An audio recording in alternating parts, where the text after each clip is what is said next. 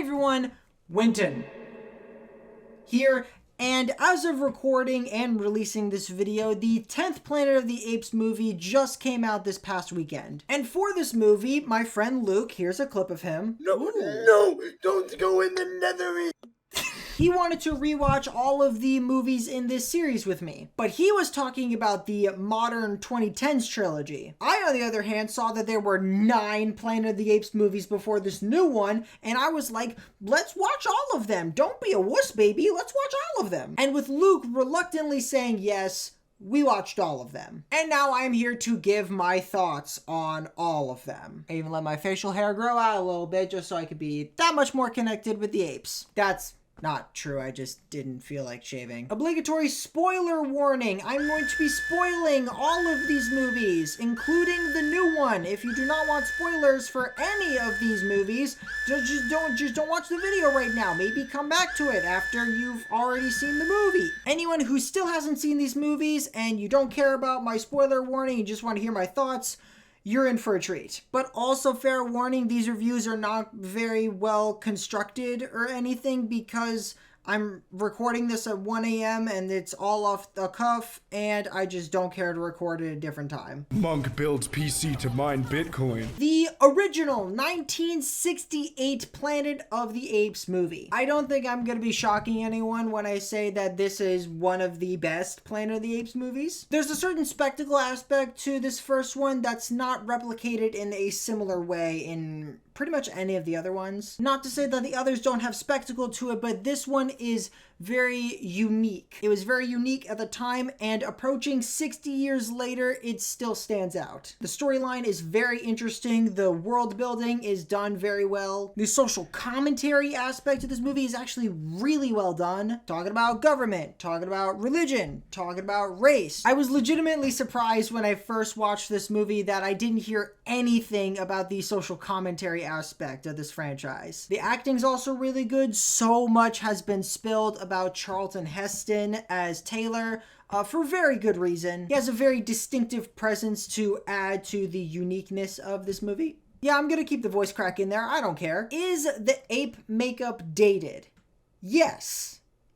But putting in context of the time it was made, it's actually very groundbreaking and impressive. Like, there was a lot more emotion that was being brought out of the apes than I was expecting. But admittedly, there are one or two weird moments. Like, there's a scene where 2 apes kiss each other and they just like smack the masks against each other, and it's pretty funny actually. So much has been spilled also about the ending to this movie, which weirdly enough, I knew about this ending, but I did not know it was from this movie, and I didn't expect it. My only reference for this ending beforehand was when it was used as a joke in Madagascar 1. And like, I could tell that that was a reference to something, but I didn't really care to find out. So when I saw it pop up, I was like, oh, that's where that's from. But at the same time, it's such an effective ending for this movie. And I'm so glad I wasn't like 100% spoiled on it. Fantastic movie. One of the best in the series, no doubt. One of the best science fiction movies overall. I strongly recommend it.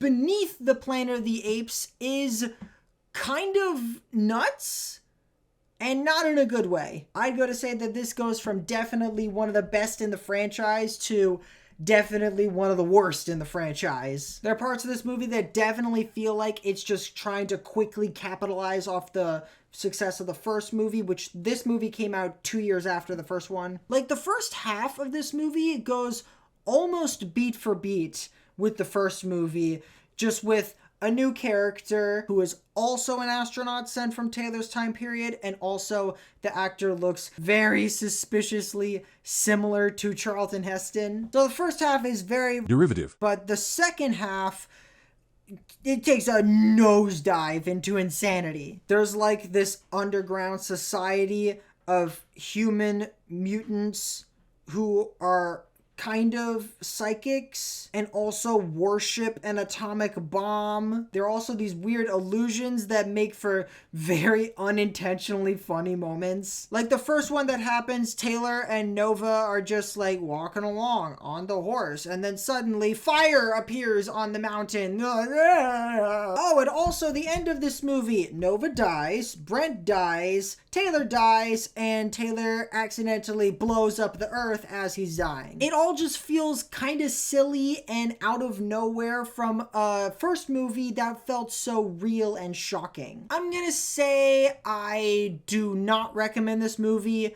Not as strongly do not recommend, because there are parts that are still kind of funny, and also the makeup is still decent, but you can tell that this movie had a lower budget than the first. Let me show you another move. The dramatic exit. What's that? I haven't talked yet about the ape characters, but they are heavily focused on here in Escape from the Planet of the Apes. The two main apes from the last few movies, Cornelius and Zira, turns out they time traveled back to Taylor's time right before the Earth was exploded. How did they do the time travel, you may ask?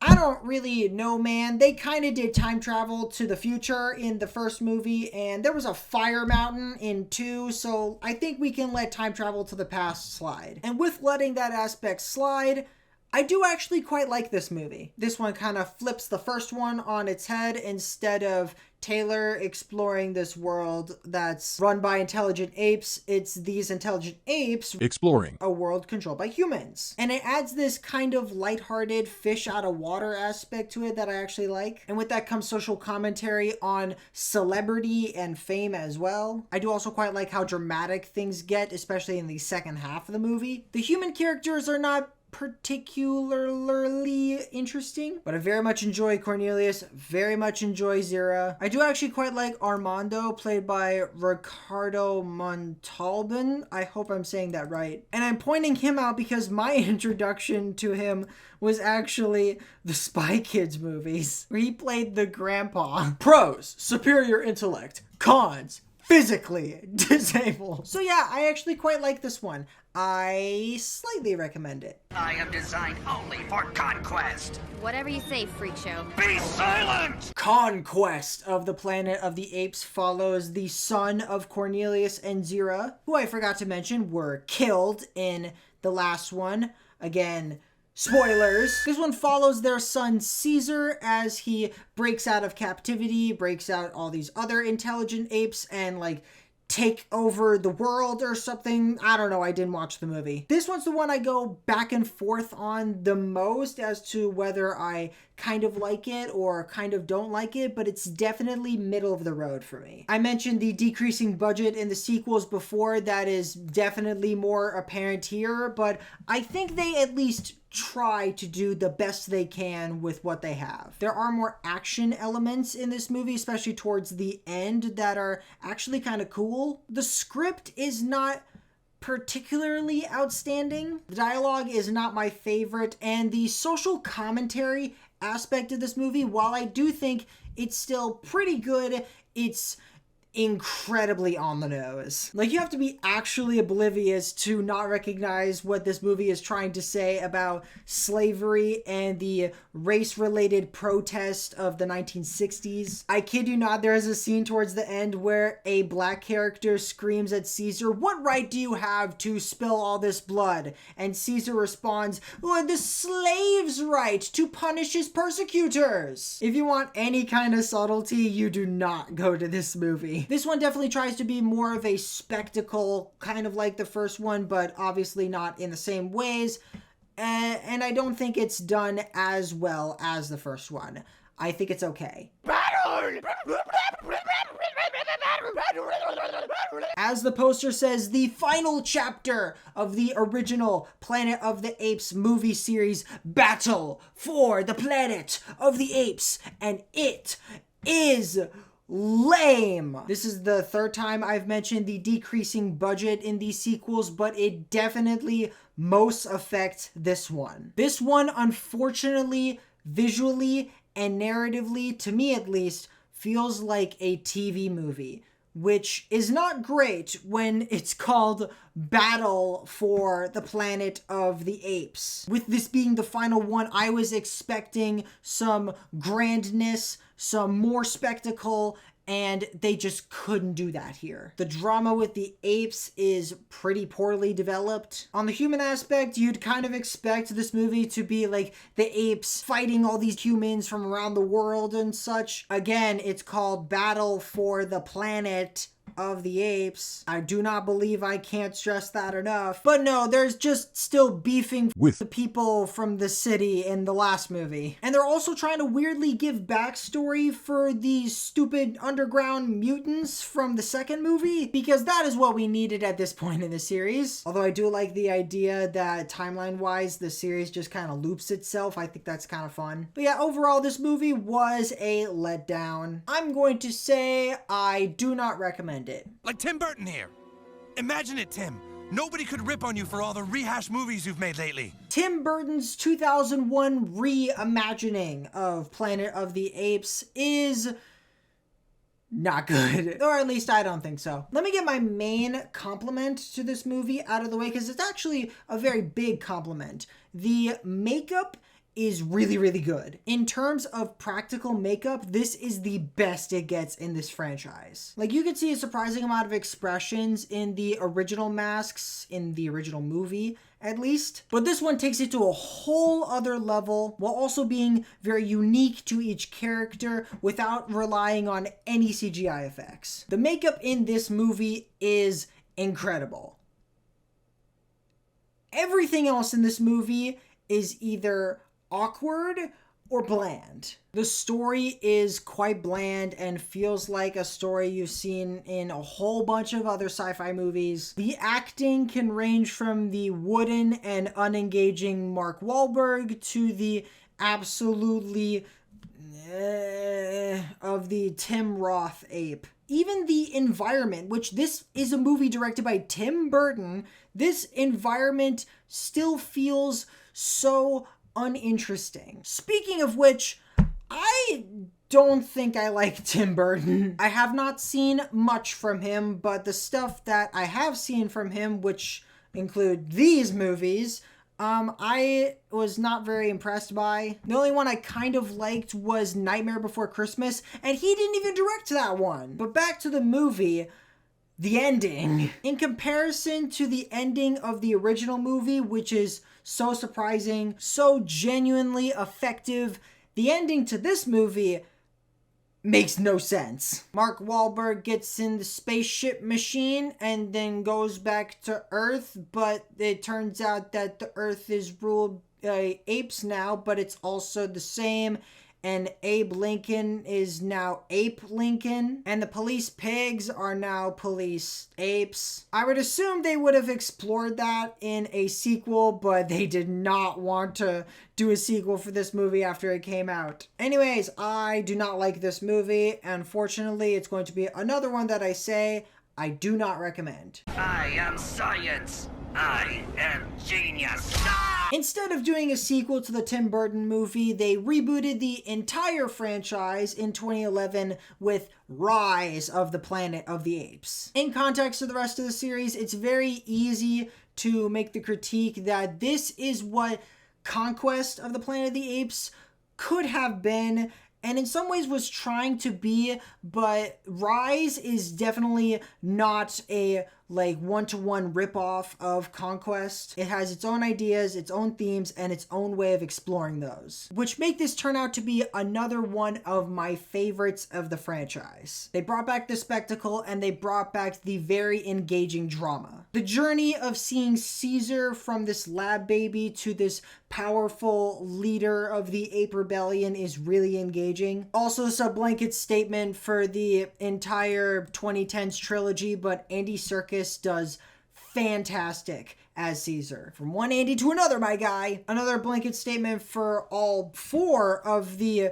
movies in this reboot series, but the CGI effects on the apes are really good. In this reboot series, they're definitely the worst here, but they're still quite impressive. But everything I just said about this movie pales in comparison to the actual best part about this movie. This movie introduces us to Maurice the orangutan. And Maurice is my new favorite thing ever. He's an awesome dude, a W friend, very compassionate guy. Look at him with that child. Every time Maurice came on screen, I could not contain myself. I had to get up and cheer for the best character in all of fiction, Maurice the orangutan. But in all seriousness, not to say my appreciation of Maurice isn't serious. I do really like Rise of the Planet of the Apes, and I strongly recommend it.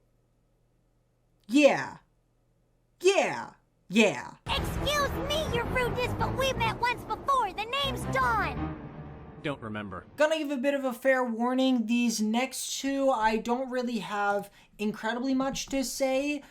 Even though I do like both of them. My main positives for them are pretty much the same positives that I had for Rise as well. Great effects, great character development, great acting, especially from Andy Serkis. With Dawn in particular, I do like that they expand more on the family themes of the first one. The first one being Rise in this case, not the first one from '68. I like the rivalry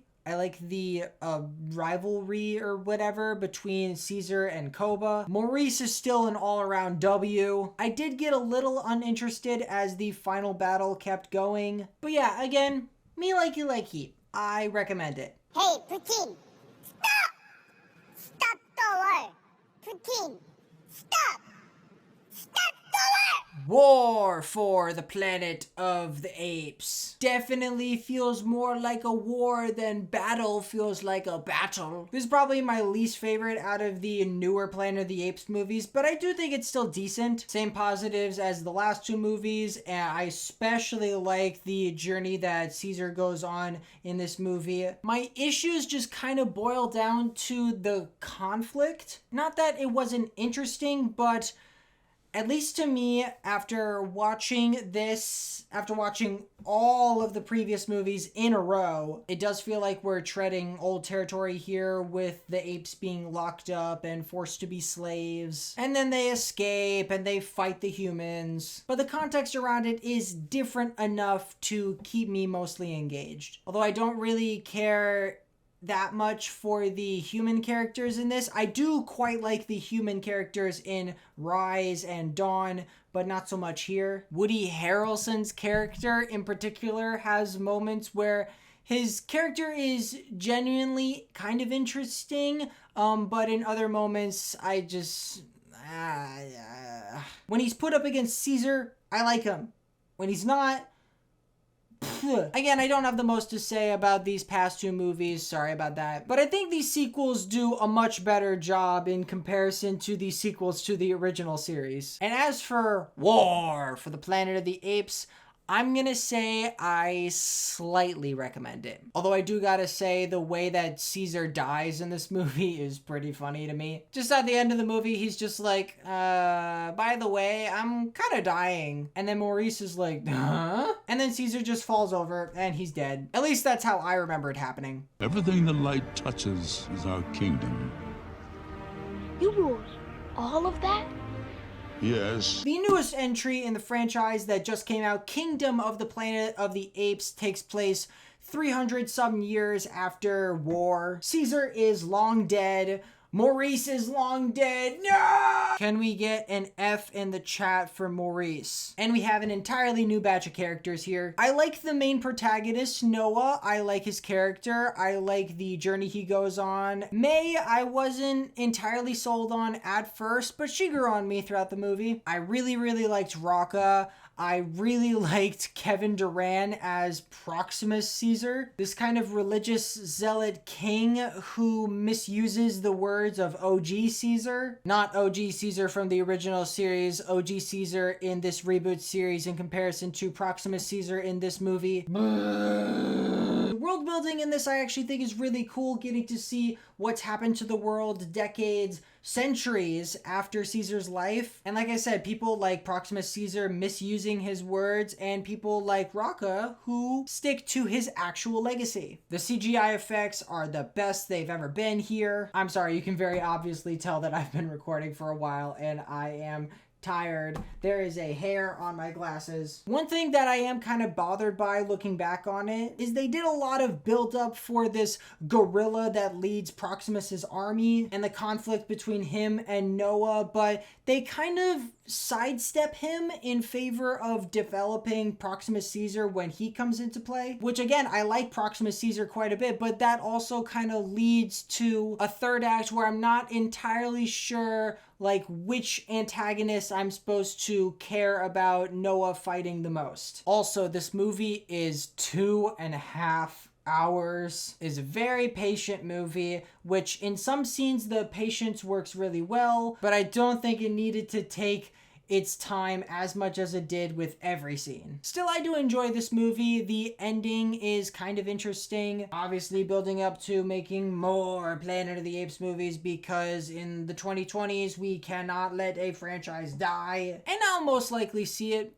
But in terms of Kingdom of the Planet of the Apes, I'm gonna say I